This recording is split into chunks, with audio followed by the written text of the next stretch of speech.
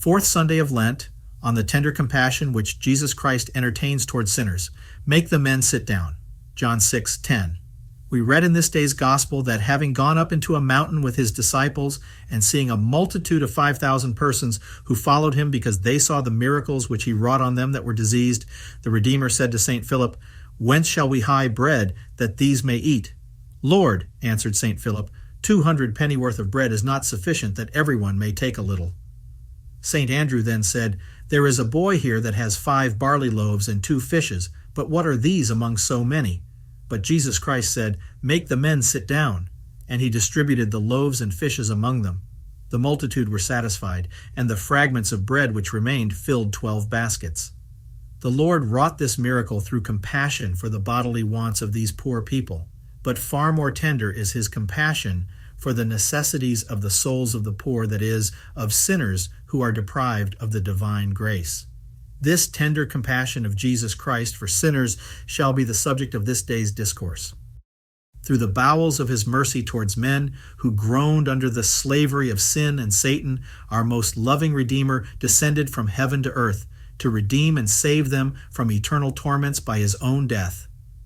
Such was the language of St. Zachary, the father of the Baptist, when the Blessed Virgin, who had already become the mother of the eternal Word, entered his house. Through the bowels of the mercy of our God, in which the Orient from on high hath visited us. Luke 1:78. Jesus Christ, the good pastor, who came into the world to obtain salvation for us his sheep, has said, "I am come that they may have life, and may have it more abundantly." John 10:10. Mark the expression "more abundantly," which signifies that the Son of Man came on earth not only to restore us to the life of grace which we lost, but to give us a better life than that which we forfeited by sin. Yes, for as St. Leo says, the benefits which we have derived from the death of Jesus are greater than the injury which the devil has done us by sin. The same doctrine is taught by the Apostle, who says that where sin abounded, grace did more abound. Romans 5:20. But, my Lord, since thou hast resolved to take human flesh, would not a single prayer offered by thee be sufficient for the redemption of all men? What need, then, was there of leading a life of poverty, humiliation, and contempt for 33 years, of suffering a cruel and shameful death on an infamous gibbet, and of shedding all thy blood by dint of torments? "I know well," answers Jesus Christ, "that one drop of my blood, or a simple prayer, would be sufficient for the salvation of the world. But neither would be sufficient to show the love which I bear to men, and therefore to be loved by men when they should see me dead on the cross for the love of them. I have resolved to submit to so many torments and to so painful a death. This," he says, "is the duty of a good pastor. I am the good shepherd. The good shepherd giveth his life for his sheep. I lay down my life for my sheep." John 10:11-15.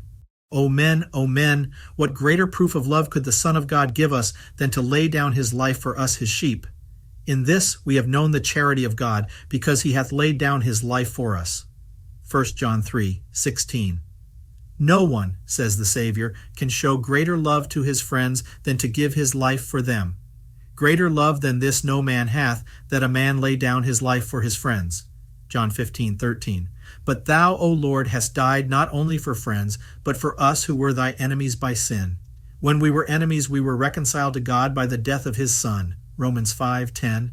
Infinite love of our God, exclaims St. Bernard, to spare slaves neither the Father has spared the Son, nor the Son himself. To pardon us, who were rebellious servants, the Father would not pardon the Son, and the Son would not pardon himself, but by his death has satisfied the divine justice for the sins which we have committed. When Jesus Christ was near his passion, he went one day to Samaria. The Samaritans refused to receive him. Indignant at the insult offered by the Samaritans to their master, St. James and St. John, turning to Jesus, said, "Lord, wilt thou that we command fire to come down from heaven and consume them?" Luke 9:54. But Jesus, who was all sweetness, even to those who insulted him, answered, "You know not of what spirit you are. The Son of Man came not to destroy souls, but to save." verses 55 and 50. He severely rebuked the disciples. "What spirit is this," he said, "which possesses you? It is not my spirit. Mine is the spirit of patience and compassion. For I am come not to destroy, but to save the souls of men. And you speak of fire, of punishment, and of vengeance." Hence, in another place, he said to his disciples, "Learn of me, because I am meek and humble of heart." Matthew 11:29. "I do not wish of you to learn of me to chastise, but to be meek and to bear and pardon injuries."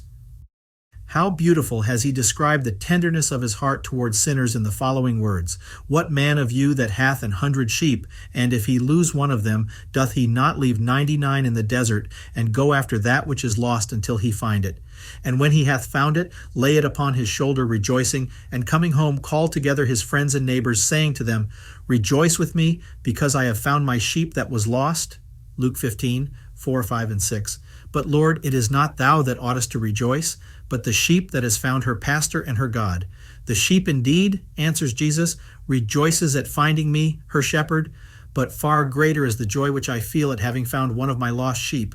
He concludes the parable in these words: "I say to you, that even so there shall be joy in heaven for one sinner that doth penance, more than upon 99 just, who need not penance."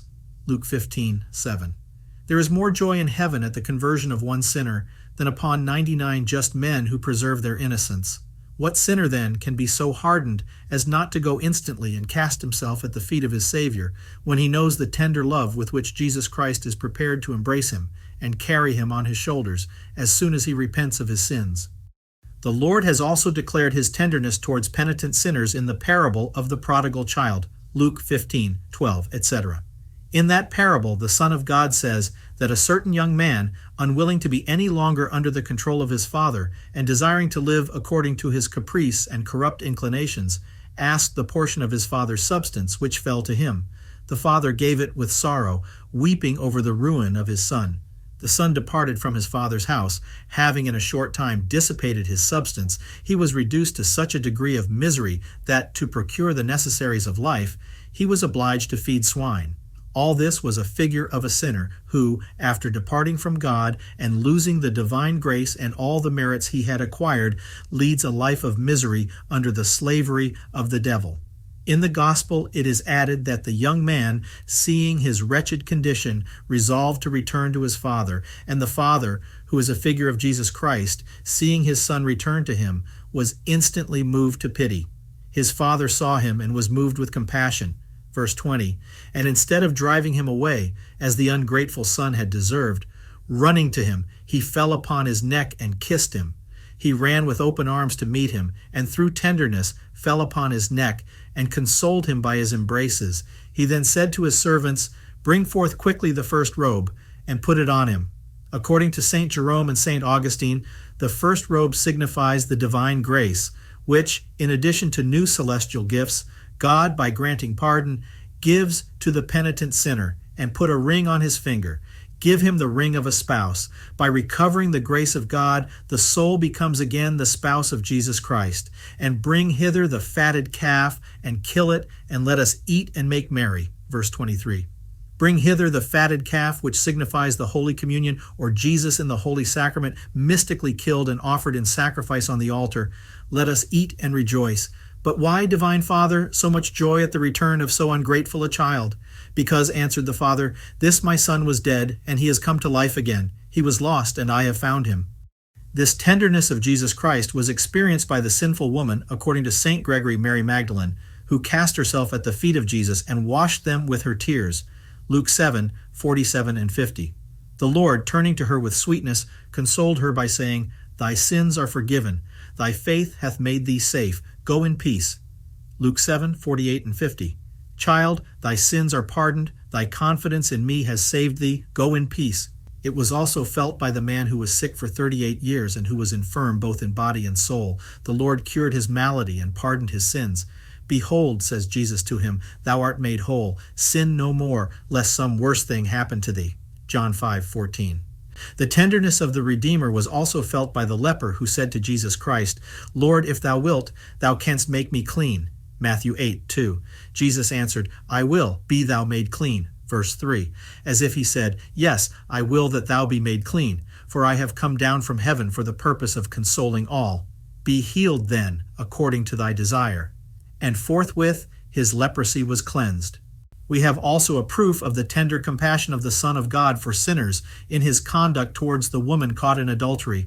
The scribes and Pharisees brought her before him and said, This woman was even now taken in adultery. Now Moses, in the law, commands us to stone such a one. But what sayest thou? John 8:4-5. And this they did, as St. John says, tempting him.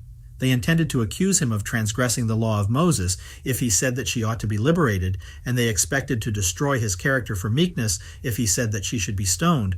But what was the answer of our Lord? He neither said that she should be stoned nor dismissed, but, bowing himself down, he wrote with his finger on the ground. The interpreters say that probably what he wrote on the ground was a text of Scripture admonishing the accusers of their own sins, which were perhaps greater than that of the woman charged with adultery. He then lifted himself up and said to them, He that is without sin among you, let him first cast a stone at her. Verse 7. The scribes and Pharisees went away one by one, and the woman stood alone. Jesus Christ, turning to her, said, Hath no one condemned thee? Neither will I condemn thee. Go and now sin no more. Verse 11. Since no one has condemned you, fear not that you shall be condemned by me, who hath come on earth not to condemn, but to pardon and save sinners. Go in peace and sin no more.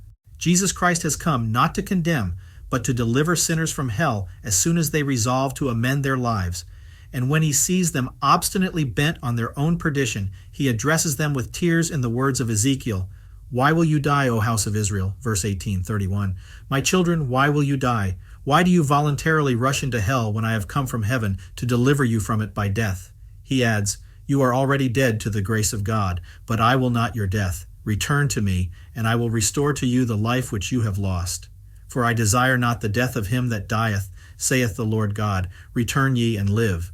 Verse 32. But some sinners who are immersed in the abyss of sin may say, Perhaps if we return to Jesus Christ, he will drive us away. No, for the Redeemer has said, And him that cometh to me I will not cast out. John 6:37.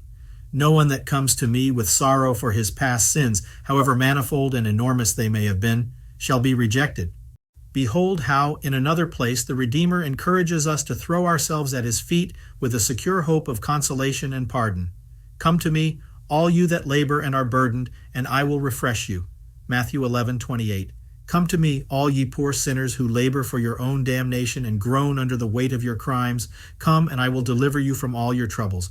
Again, he says, Come and accuse me, saith the Lord. If your sins be as scarlet, they shall be made white as snow, and if they be red as crimson, they shall be made white as wool. Isaiah 1:18.